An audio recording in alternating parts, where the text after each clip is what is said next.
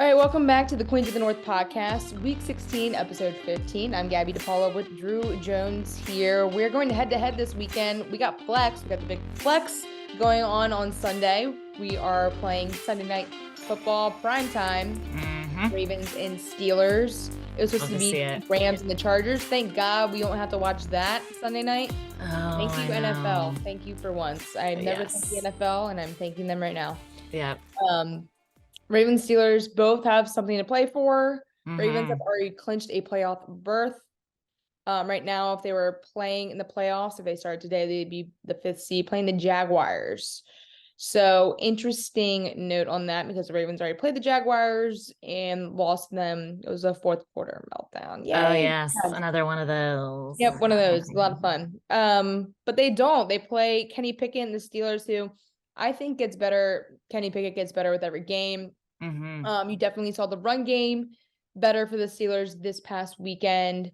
Kenny Pickett's last drive, I mean, that's what really won the game for them. A legacy drive for Franco. For Franco Harris, which is definitely. Don't you love sports? Don't you love it? That's the reason why. How can you not be romantic? Stuff like that. It was pretty cool when they were honoring Franco Harris, and then Kenny Pickett's last drive helped them win the game. So Pickett to Pickens.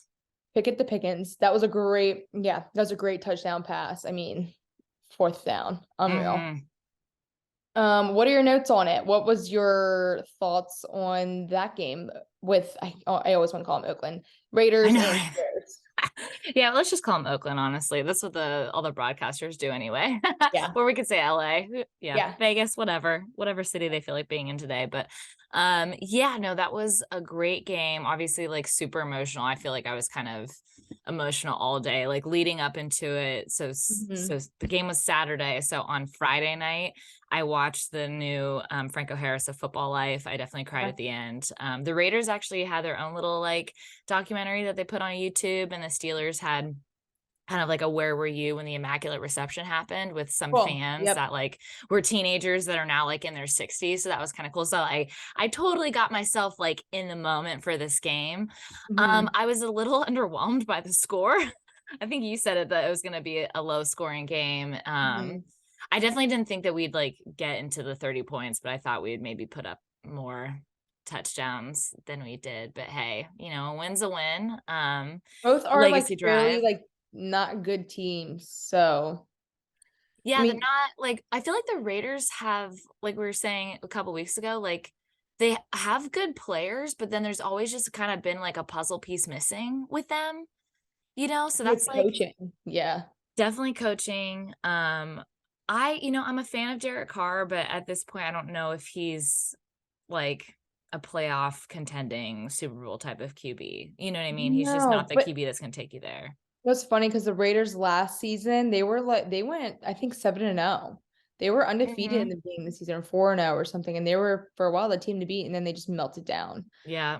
Which is why they picked up a couple players, including Devontae Adams. They to come to the Raiders.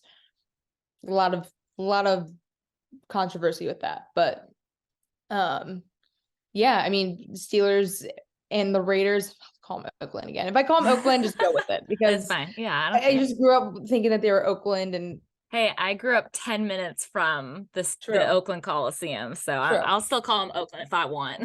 Oakland, right? The Raiders. So, it just, they have a lot of key pieces. They're missing, still probably a better offensive line. I think coaching has a lot to do with it too. Yeah. Yes. Yeah. And, you factor in like they got rid of, or I mean, kind of like had a mutual like parting of the ways with Del Rio, and then you bring in Gruden, and there was all the drama with that. And then didn't they have like another coach before this coach, or is this like the same coach? Yeah. Yeah. So there's just it's messy. Plus the move to Vegas, plus like, think about like the situation with Henry Ruggs and him doing the speeding and like killing that woman and all that other stuff. There's just a lot of drama with the Raiders, and a ton of drama. They're almost like the Commanders in that way. Yeah. I will say the Raiders do have some pieces, a lot more pieces than the Commanders do. I mean, for the Commanders, it really starts on top. Yes. It really just trickles down to the bottom. So, I mean, I think I had the Steelers winning. I don't know why. Don't ask me. I was kind of rooting for them to win. I think I just really like Kenny because of Pickett. you like my Yeah, QB. I do. I think it's good. You don't want quarterbacks are so hard to find, and I don't want to say there's a QB controversy in Baltimore, but people Mm-hmm. are kind of circling that they think it is. With Lamar, not sure if he's going to practice, or where he's going to be next year. Hoping that they franchise him or just kind of get an extension done. It's hard to find a good QB. So when you do find one, they are fun to watch because it's good for the league, right? Like Kenny Pickett, it's good for the league. He's good for the AFC North. He went to Pitt. Like it's just a good story. And yeah, like the Jets are gonna have to find another quarterback. I mean, yeah, that's bad. That was bad. that is bad. I do like Mike White. Is he the quarterback of the future? It's almost like a Taylor Heineke situation where it's like you like the quarterback, you like the backup, but you probably need to go out and draft one. So Yeah. quarterbacks, I think they're going to be in the league the next 2 years are going to be pretty good. At least in the draft. I think the draft, there's about 7 of them right now. And I like them all, especially the USC one, who actually went to high school in DC. Oh, really? There you Which is go. kind of unfortunate that the Terps, that my school couldn't recruit him. Whatever. Different He day. loves Lincoln Riley, if you couldn't tell. Yeah, apparently. So, I think he has one more year though until he can be drafted. yeah. Yeah. Yeah. Yeah. I think we talked about that 2 episodes ago. So it's good for the league. It's good for the AFC North because I think it's going to still be one of the hardest divisions to conquer. Bengals, what they have going on, Joe Burrow, all their offensive weapons, their defensive weapons is starting to click again. The Steelers, once they kind of get their situation rectified next year with offensive line, new offensive coordinator, having Kenny Pickett in his second year. He got his first year under his belt. He had some, live bullets at him. It'll be good for the AFC North and the NFL. Yeah, I agree. I'm a big fan. Totally was in agreement with your tweet that he gets better every game. And I think a lot of people give him crap for not being like, I don't know, I'm trying to think of somebody out there, like not being Patrick Mahomes or somebody like that. You know what I mean? Like I think, but even Patrick Mahomes like sat behind Alex Smith for a little bit. I think you need the time to mature. He didn't win a Super Bowl in his first year. Even Bro, despite him getting hurt, it's not like he went to the Super Bowl in his first year. He went in his second year and lost. So I think, yeah, he just needs more experience and he's getting better. And I like the relationship that he and Tomlin have because I feel like it's been growing since his time at Pitt. Yeah. And the offense is really young too. Like Pat Freiermuth is only in his second year. Looking at George Pickens, he's a rookie. Najee's only in his second year. Jaylen Warren is an undrafted free agent. He's only in his first year. And I don't even know all the people on the offensive line because, you get people hurt. I mean, Kevin Dotson, I think, is in his third year, but still, like, it's very, very young. And so, anyway, all that to say, things are looking up for next year, especially if we get a new OC. But hey, the Steelers defense is looking pretty darn good. Yeah, I think AFC North has probably some of the better defenses in the league. With the Ravens starting to click again. Bengals are starting to get there. Browns had a couple of good defensive games recently. They had a big one against the Texans a couple of weeks ago. And then obviously the Steelers. So AFC North, definitely a hard division, and it still will be. And I mean, it's still up for grabs right now. I mean, we've said it the past couple of weeks. It is up for grabs right now. The Bengals are leading the division, but Ravens play the Steelers obviously on prime time on Sunday, and then they play the Bengals at the Jungle their last week. So will Joe Burrow play? Probably. I mean, it's a spicy last couple of weeks of the season, and I'm here for it. It is. It's funny because everyone's like, "Oh, the Ravens have like the easiest schedule," and for a while they did because if you look at like who they played, Jaguars, Panthers, the Broncos, X, Y, and Z. They did have an easy schedule, but then, look at the last couple of weeks besides Falcons. Well, I mean, they made it difficult on themselves, but then it's all in the division. Yeah, I'm looking ahead. I mean, the Bengals don't have the best. Like, I wouldn't say the best, the easiest road. They already clinched a playoff spot, but if they want to lock up that division spot so they can host. They got to go through the Bills, and the Bills still have something to play for as well. They're still wanting to get that number 1 seed to get the bye. So I feel like it's kind of nice though. The end of the season, everybody's still kind of playing for something, even the teams that have clinched the playoffs.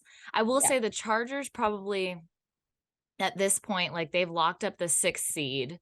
The only thing they can maybe do is like move up, I guess, to the 5th seed, you know, maybe, but the Chiefs have already clinched the AFC West. So if I were, you know, the Chargers coach, I would probably put your top players on a pitch count in this next game. And then in the last game, I'd rest all the starters, especially because you're playing the Broncos. You're probably going to win with your 5th stringers anyway.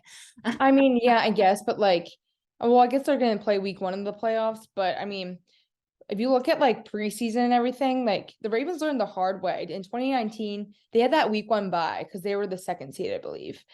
And it hurt them. They played the Chargers the next week and lost bad.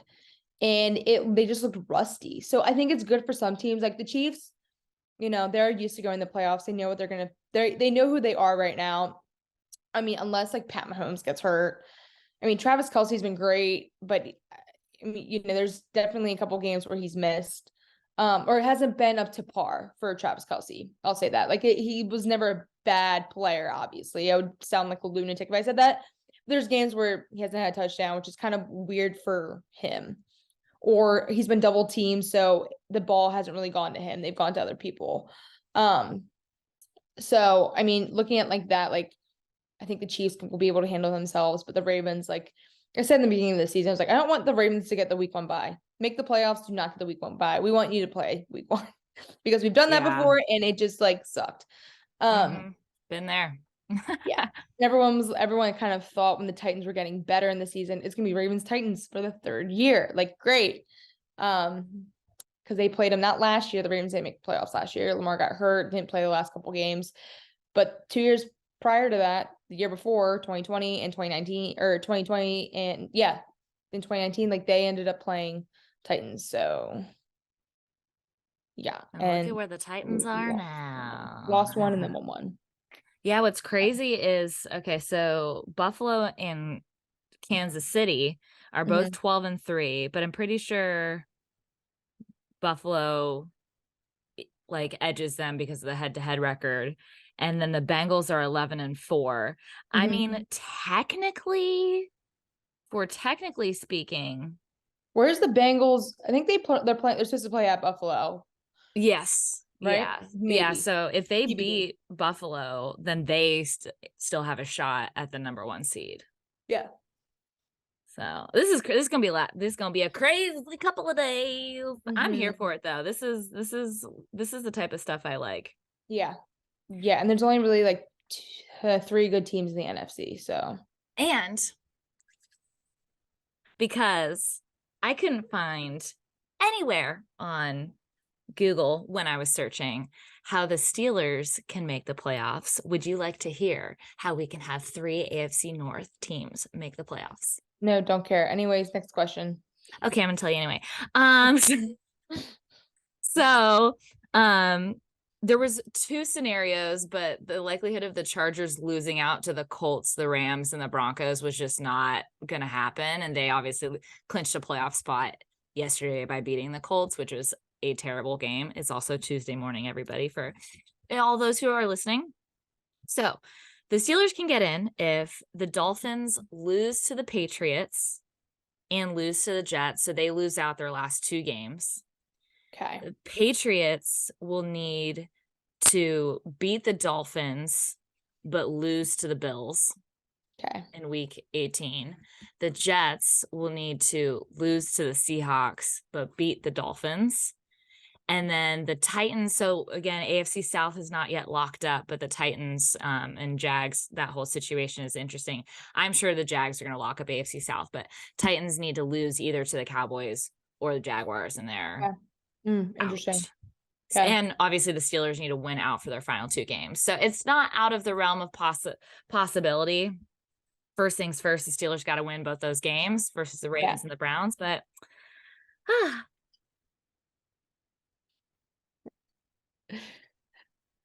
yeah. Well, fun.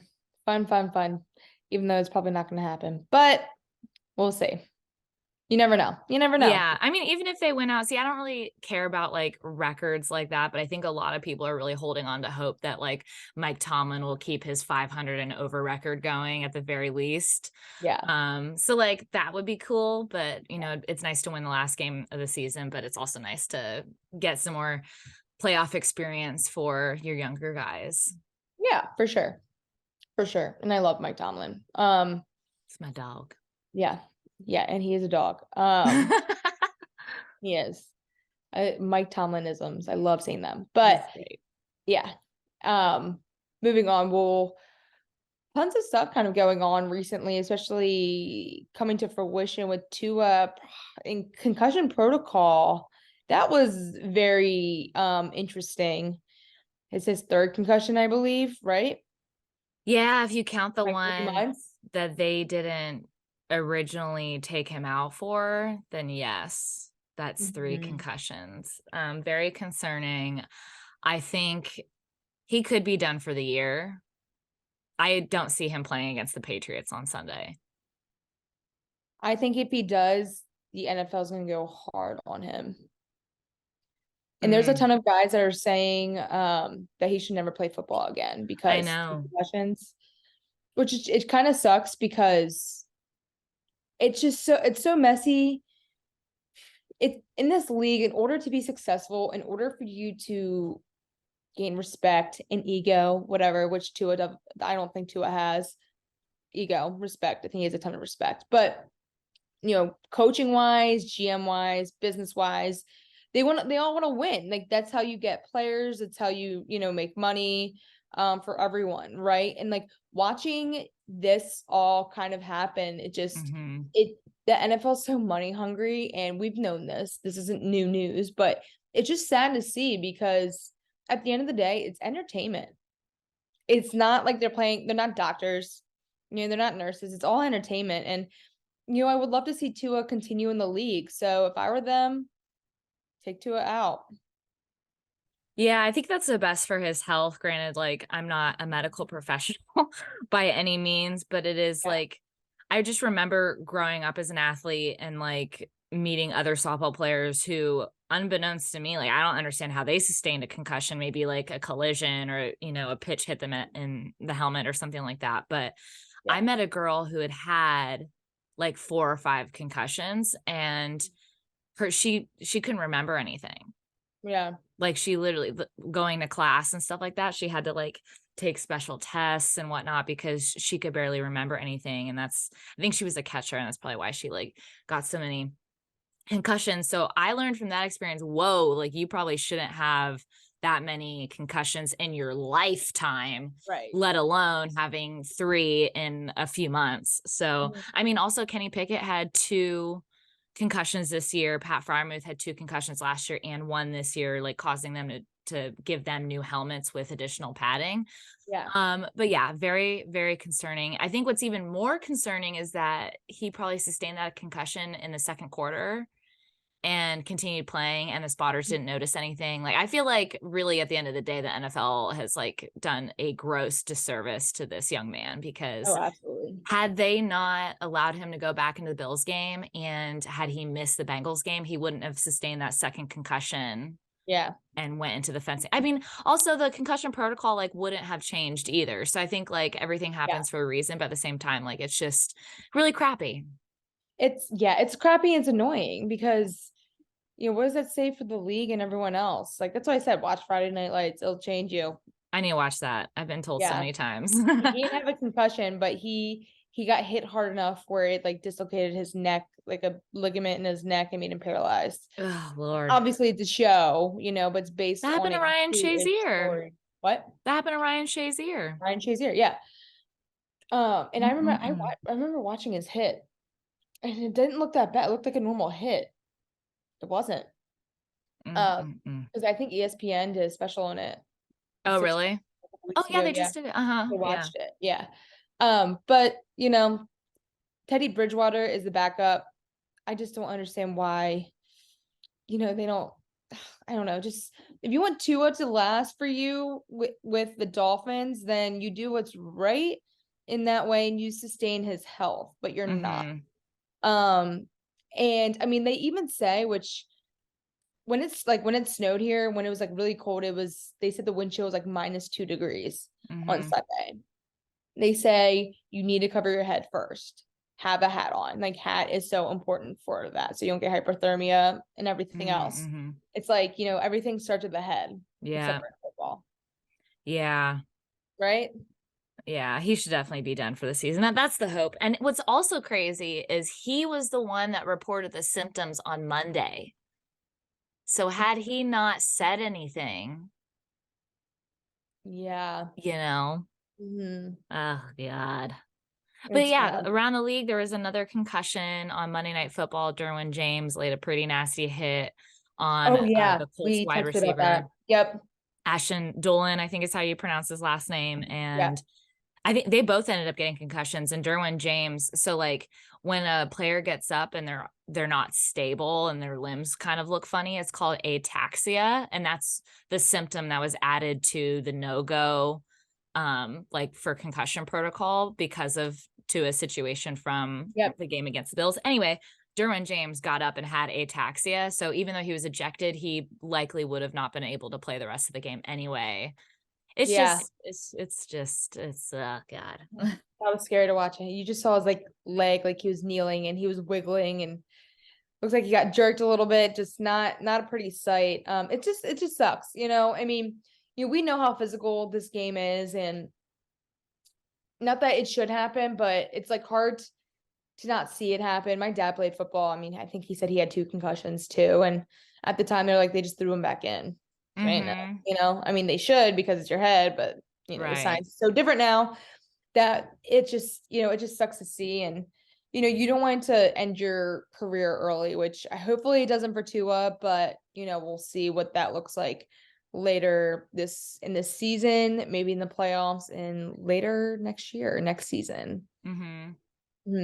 And brighter, bittersweet news, somebody who's choosing to end their career, Mr. JJ Watt, brother of TJ and Derek. He didn't make a full, hey, I'm retiring, but he posted on Twitter that it was his baby's first game, and his first NFL game, and it was his last NFL home game. So I would love to see him run it back one more year and come play with his brothers, or serve as some sort of defensive assistant or something like that. But I don't think you're the only one that's thought that. So I can't imagine the Steelers not trying to go for it. Right. Because like things like that, when that does happen, it sparks the locker room. People want to play. It's cool. Like having all your brothers, it's just like a different energy that it brings. So I can see that kind of happening. Maybe 1-year deal, not obviously not a hometown discount, but something easy because he's sustained so many injuries, and so is his brother TJ. So that would be nice to see. I'm sure his parents would love that instead of going to 2 different games. I would love to see that. We'll see. I seen that post. I think we both were like, what? Like everyone was like, I guess it's a retirement post, but I wonder how much he technically has left on his contract with the Cardinals. I think it would make him a free agent this year. Oh, well then there you go. So yeah, he's gonna have to like ask for his rights to like go to another team. Yeah.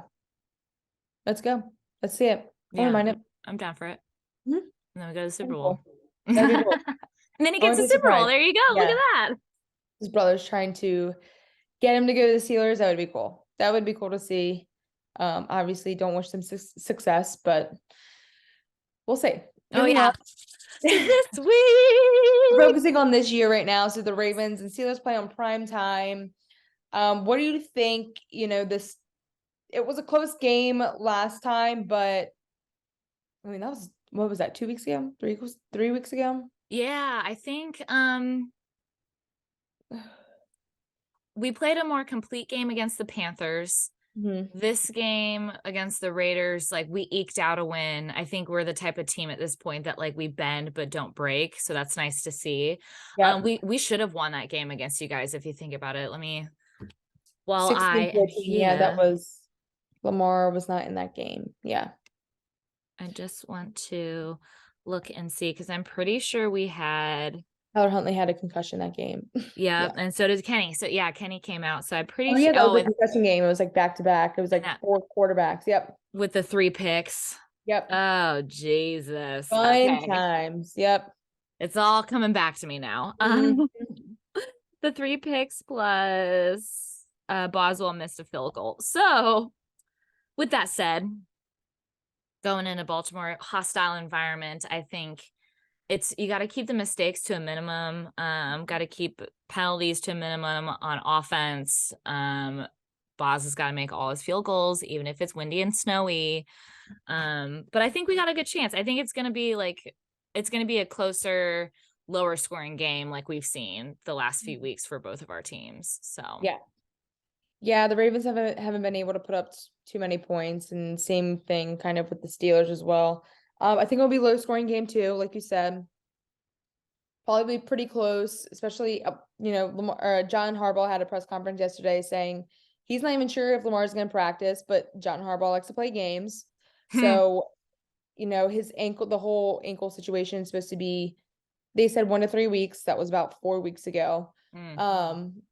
So he should have been cleared for this game. So hopefully seeing him back, I think he would be a game changer for the Ravens for sure. Having J.K. Dobbins actually back too. He's played a couple games, but having him back with Ronnie Stanley as a left tackle, it would just be like a complete roster for the Ravens. They're probably not going to have Marcus Peters. He and Calais Campbell, because they both had injuries 2 games ago. Right. But their defense kind of held up for the most part, and with Calais and Marcus out. So think it's going to be a low scoring game too. Probably something similar to what it was. Maybe, if the Ravens stay with the run game, 21-14 Ravens. That's high. It's pretty high for, I think, what I'm picturing. For what all the points that we've been putting up lately. Yeah. Yeah. I'm looking at last game because our defense just played exceptionally well. Yeah. And has been consistently playing well. 3 sacks, 6 TFLs, 3 interceptions. Yeah, I mean, y'all got to keep the ball on the ground or we going to catch it. So Deontay Johnson's been doing pretty well. Not dropping as many passes. Yeah, my dude. Yep. I will say this. My issue is, and maybe they need to make an incentive, I don't know, in their contracts or something like that. If you score 100% of the time when the defense hands you the ball, even if it's just 3 points, then everybody gets a freaking Rolex or something. I think they need to add an incentive. Because we had multiple picks. I mean, the defense just handed us the ball and in really good field position a number of times on Sunday. Yeah. And we couldn't even convert 3 points. So with that said, I think if the defense could do that again, then that's high priority that we at least get 3 out of it this weekend. Yeah, if you don't take advantage of it, it's like, then what was the point of it? Right. Yeah, it's game planning. And I think, your game planning for the offense just isn't on par. At all. Below par. How about this? An idea. I'll lead the Steelers offense. You lead the Ravens offense. I think that's kind of where we are. I think we could do a good job. A better job. I definitely would be running the ball a lot more.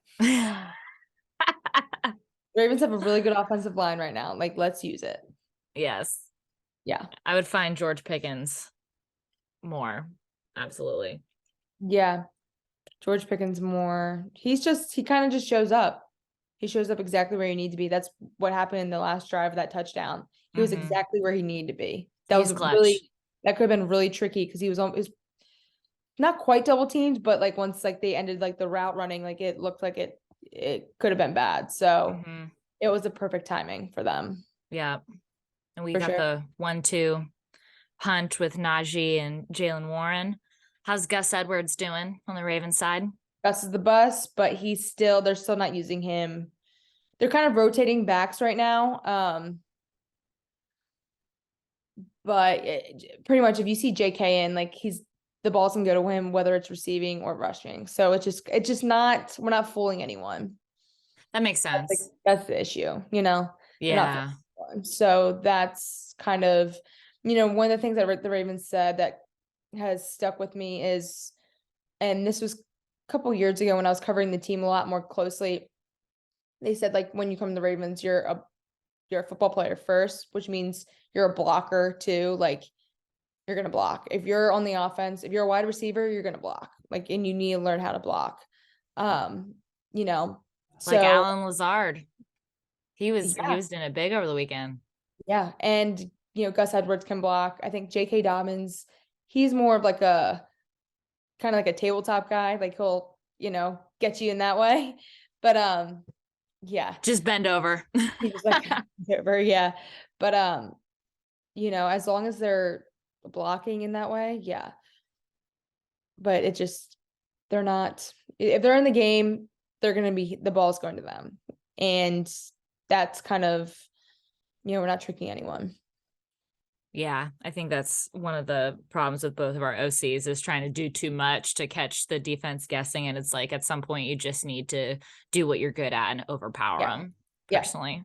Yep. Like Marshawn Lynch says, and I'll bleep myself, when you run through a face.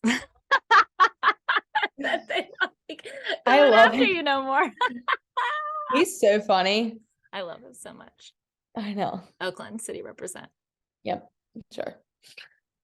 He's a funny dude. All right, well, what's your guess for the weekend for Sunday? My let's see, score prediction. I think we can win 17-13. Okay. So yeah. Kind of a low scoring game. I'll take that 21-14. And that's going pretty high. You're like, this is a little high for what we've been doing. I got you. Justin Tucker missed 2 field goals. It's gonna be so good. Hey. I'm gonna be in Pittsburgh for this game. Are you? Yes. I'm gonna be working though. So maybe. We're not sure if you're gonna be there yet because I need to get on the dang plane because all these flight cancellations. Yeah, we don't know yet if you're gonna be there. You're, as of right now, hypothetically, you will be there. Yes. If you're actually gonna be there, we're not sure. Yeah, let's hope. I'm glad they got Flex though. That's really exciting. I do have to work, so I'm probably gonna have to bring my laptop to a bar. That's fine. It's all right. Fine. Yeah. Just get a straw. Sip Gotta slowly. do what you gotta do. Yep. Okay, well, I think that's it for me, Drew. I think that's it from me. Okay. Yeah. Great. AFC North up for grabs. Let's see. AFC North up for grabs. Who would have thought? We're down to the last couple weeks. Yeah. Good stuff. All right. Well, I'm Gabby DePaul, and that's Drew Jones, and that was the Queens of the North podcast, week 16, episode 15. Week 17. Next week's week 17, I think. We're week 17 now. And then week 17, episode 16. Shoot. I think I screwed that up in the beginning too. It's fine. We don't know what week it is. Yeah, week 17, episode 16. This extra game, just, whatever. Bye. I'm looking at it.